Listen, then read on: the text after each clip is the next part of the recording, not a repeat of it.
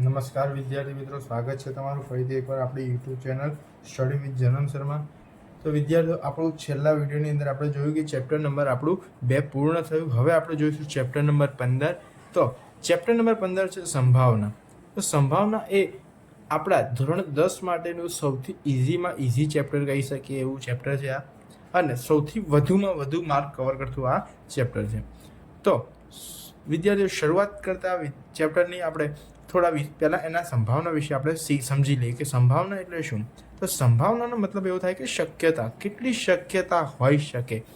તો સૌથી પહેલાં આપણે એ સમજવું જરૂરી છે કે કેટલા પ્રકારની સંભાવના હોય છે, કેટલા પ્રકારની સંભાવનાની અંદર ઘટના બની શકે. તો મુખ્ય રૂપમાં આપણે જોઈએ તો 2 પ્રકારની ઘટના બની શકે. તો વિદ્યાર્થીઓ, સૌથી પહેલાં આપણે જોવાની છે કે ચોક્કસ ઘટના. ચોક્કસ ઘટના એટલે શું? તો ચોક્કસ ઘટના એટલે એવી ઘટના કે જે ચોક્કસ હોય. જેમ કે સૂરજ પૂર્વમાંથી ઉગે છે તો એક ચોક્કસ ઘટના છે. સૂરજ કોઈ દિવસ પશ્ચિમમાંથી ઉગવાનો નથી, એટલે આપણે એને ચોક્કસ ઘટના કહીશું. હવે તો ચોક્કસ ઘટના માટેનું એક સૂત્ર, ચોક્કસ ઘટના માટેની સંભાવના શું હોય? તો ચોક્કસ ઘટનાની સંભાવના હંમેશા એક જ થાય. અને બીજી છે અશક્ય ઘટના. બીજી છે અશક્ય ઘટના. અને અશક્ય ઘટના એટલે શું? કે અશક્ય ઘટના એટલે એવી ઘટના કે જે પોસિબલ જ નથી. જેમ કે આપણે કહી શકીએ કે સૂરજ આજે પશ્ચિમમાંથી ઉગ્યો, તો એ અશક્ય ઘટના છે. એવું કોઈ દિવસ બની શકવાનું છે નહીં, અને આગળ પણ ક્યારેય બનવાનું છે નહીં. બરાબર? તો આ અશક્ય ઘટના કહેવાય. હવે અશક્ય ઘટનાની સંભાવના શું હોય છે? અશક્ય ઘટનાની સંભાવના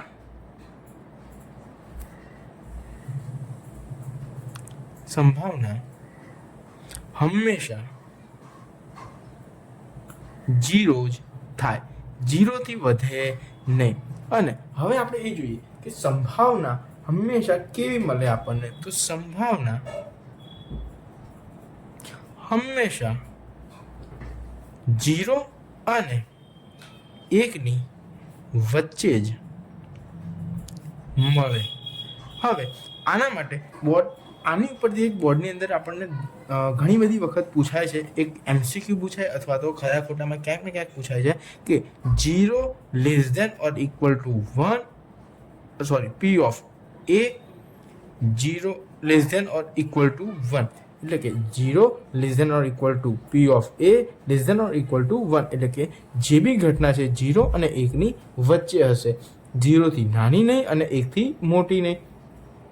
વિદ્યાર્થીઓ, આગળ વધતા આપણે જોઈએ કે કયા કયા પ્રકારની અહીંયા આપણે જોવાની છે આ ચેપ્ટરની અંદર, કયા કયા પ્રકારના દાખલા આવશે. તો સૌથી પહેલાં આવશે આપણા માટે સિક્કાવાળા દાખલા. સિક્કાવાળા દાખલાની વિશે પહેલાં સિક્કા સમજી લઈએ. તો સિક્કા વિશે શું સમજવાનું બાકી હોય સર આની અંદર? તો સિક્કા વિશે એવું સમજવાનું છે કે ધારો કે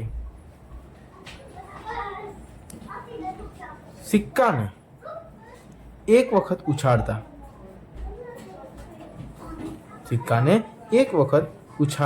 તો સિક્કાને એક વખત ઉછાળીએ તો આપણને શક્ય કેટલા પરિણામ મળે? તો સિક્કાની કેટલી બાજુ હોય? 2 બાજુ હોય. સિક્કાની 2 બાજુઓ કઈ કઈ? એક તો હેડ એટલે કે છાપ, અને બીજું ટેલ એટલે કે કાંટો. તો આપણને અહીંયા શક્ય કેટલા પરિણામ ઉછાળતા આપણને કાં તો હેડ મળે કાં તો ટેલ, એટલે એમ કુલ 2 પરિણામ આપણને મળશે. હવે સિક્કાને આપણે 2 વખત ઉછાળીએ. કેટલી વખત? 2 વખત ઉછાળતા. હવે જ્યારે 2 વખત ઉછાળવાનો હોય તો સૌથી પહેલાં આપણે એ જોવાનું કે સિક્કાની બાજુ કેટલી? 2. તો અહીંયા આપણે એને 2 લખી દેવાના. હવે એની ઉપર આ એક સૂત્ર છે કે 2ની n ઘાત. આ સિક્કા માટે છે. તો 2ની n ઘાત, તો nની જગ્યાએ શું લખવાનું? તો તમને એવું કીધું હોય કે 2 વખત અથવા તો 2 સિક્કા ઉછાળવાના હોય ત્યારે આ સૂત્ર વાપરવાનું. તો આ 2 nની જગ્યાએ 2 લખી દઈએ આપણે. તો 2ની 2 ઘાત એટલે કે 2 ગુણ્યા 2 એટલે કે 4. તો કુલ આપણને 4 પરિણામ મળશે. કયા કયા પરિણામ? તો આપણે લખી દઈએ પરિણામો. તો આપણને હવે પરિણામો જુઓ, અહીંયા જેટલા શક્ય પરિણામ અહીંયા આગળ છે, બરાબર, એટલે કે જે કુલ પરિણામ અહીંયા આપણા આવ્યા કે આટલા પરિણામ આપણને મળશે. એક સિક્કાને 2 વખત ઉછાળીશું ને તો કુલ આપણને 4 પરિણામ મળી શકે. કયા કયા 4 પરિણામ મળશે હવે એ જોઈ લઈએ. તો અહીંયા 4 હોય તો એના અડધા એટલે કે 2 વખત, તો 2 વખત આપણે લખી દઈએ h અને 2 વખત લખી દઈએ આપણે t, બરાબર. હવે આ 2 વખત લખ્યા. હવે એનું અડધું કેટલું થાય? તો એનું અડધું થાય 1, તો 1 વખત h, 1 વખત t, 1 વખત h, 1 વખત t. તો આપણા આમ કુલ 4 પરિણામ બની ગયા.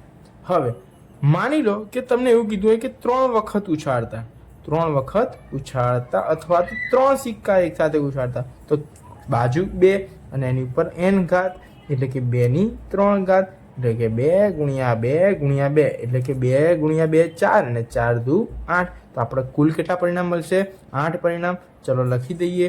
તો 8ના અડધા કેટલા થાય? 4. તો 4 વખત પહેલાં તો h લખી દઈએ અને એની બાજુમાં 4 વખત t લખી દઈએ. ચલો 4 વખત t ને 4 વખત h એમ લખાઈ ગયા. હવે અહીંયા 4 વખત h લખ્યા તો 4ના અડધા 2, તો 2 વખત h અને 2 વખત t, 2 વખત h 2 વખત t. હવે 2ના અડધા કેટલા થાય? 1, તો 1 વખત h, 1 વખત t, 1 વખત h, 1 વખત t, ફરીથી h t h t. તો આમ કુલ આપણા 8 પરિણામ અહીંયા આગળ બની ગયા. તો વિદ્યાર્થીઓ, સિક્કામાં આટલું જ તમારે જાણકારી લેવાની અહીં અત્યારે જરૂર છે. હવે સિક્કા પછી બીજું આપણા માટે શું આવશે? તો સિક્કા પછી આવશે પાસો. સિક્કા પછી શું આવશે? પાસો.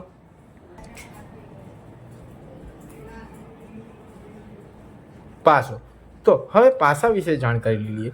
તો પાસાની કેટલી બાજુ હોય? તો 6 બાજુ હોય. કેટલી બાજુ હોય? 6. અને એનું બી સૂત્ર છે n, 6 ની n ઘાત. તો એક વખત ઉછાળવાનો હોય, એક વખત ઉછાળવાનો હોય તો 6 ની n ઘાત એટલે કે 6 ની 1 ઘાત એટલે કે 6. અને આપણને કયા કયા પરિણામ મળે? 1 2 3 4 5 અને 6. હવે 2 વખત ઉછાળવાનું હોય. કેટલી વખત? 2 વખત. તો 6 ની 2 ઘાત એટલે કે 6 ગુણ્યા 6. તો કુલ કેટલા પરિણામ મળશે આપણને? 36. ચલો હવે આપણે 36 પરિણામ લખીએ. તો સૌથી પહેલું પરિણામ શું આવશે? પહેલા પાસા ઉપર 1 આવ્યો અને બીજા પાસા ઉપર પણ 1 આવ્યો. પછી માની લો કે પહેલા પાસા ઉપર 1 અને બીજા પાસા ઉપર 2, પહેલા ઉપર 1 બીજા ઉપર 3, 1 4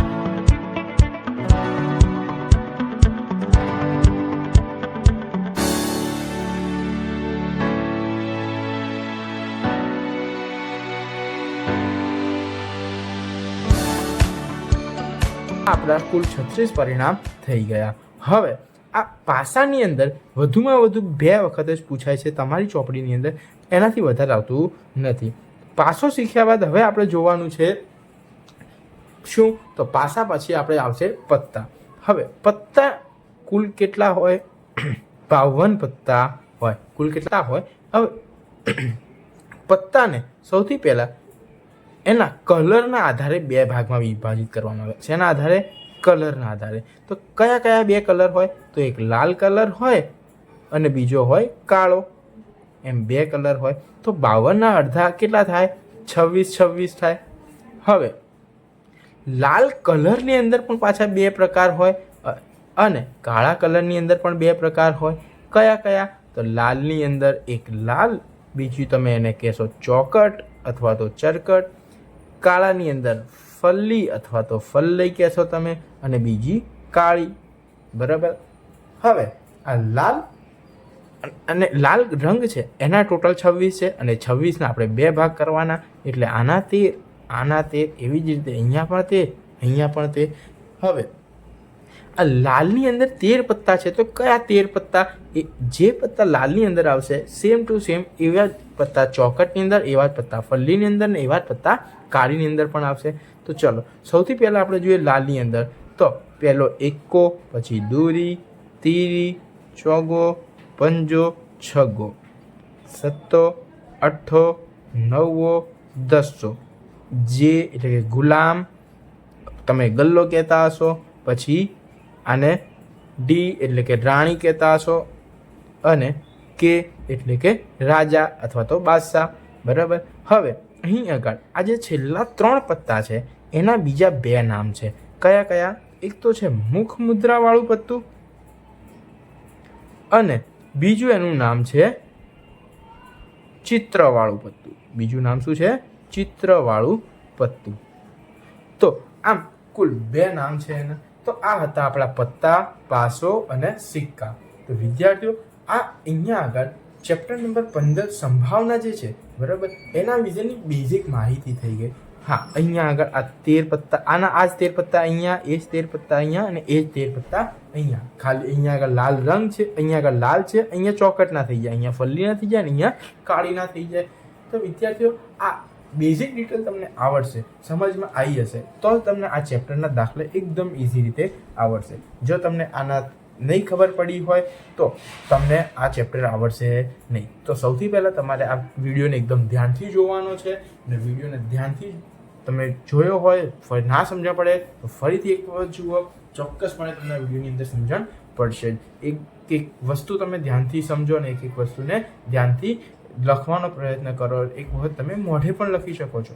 અહીં આપણા આ ચેપ્ટરની સમજૂતી પૂર્ણ થઈ.